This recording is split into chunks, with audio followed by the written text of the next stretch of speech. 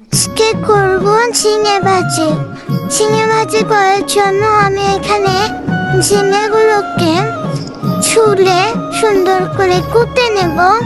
ঝিঙেগুলো দিয়ে আমি আজকে অনেক সুন্দর একটা ভাজি করব। তোমরা এভাবে ভাজি করে খেয়ে দেখো, অনেক মজা হয়। চলো এখন আমরা ঝিঙেটা গোল গোল করে কুটে তারপরে কড়াইতে বসিয়ে দিই। কড়াইতে তেল দিলাম, পেঁয়াজ কুচি দিলাম, তারপরে এখানে আমি দেব রসুন। এই রসুনটা দিলে হয় কি ঝিঙে ভাজিটা অনেক বেশি মজা হয়। তারপরে মশলাটাকে একটু কষিয়ে দিয়ে দেব ঝিঙে। এদিকে ঝিঙে বলে আমাকে সুন্দর করে ভাজো, আর আমি বলি চুপ, আগে রান্না শেষ হোক তারপর তোমার সৌন্দর্যের বিচার করবো। চুলা কষিয়ে ঝিঙে দিয়ে নাড়াচাড়া করি। গন্ধেও এমন বের হয়েছে পাশের বাড়ির মানুষ এবং প্লেট হাতে হাজির হবে।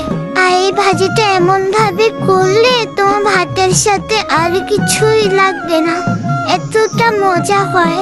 মানে 2-3 মিনিট আগে আমি এখানে ম্যাগি মশলা, জিরের গুঁড়ো দিয়ে দেবো। শেষে ঝিঙে ভাজি রেডি। এত সুন্দর হয়েছে যে ভাতের প্লেট নিচে এসে বলবে আমাকে একটু দাও। আমার ভিডিওটি যদি আপনাদের ভালো লেগে থাকে তাহলে লাইক কমেন্ট করতে ভুলবেন না কিন্তু।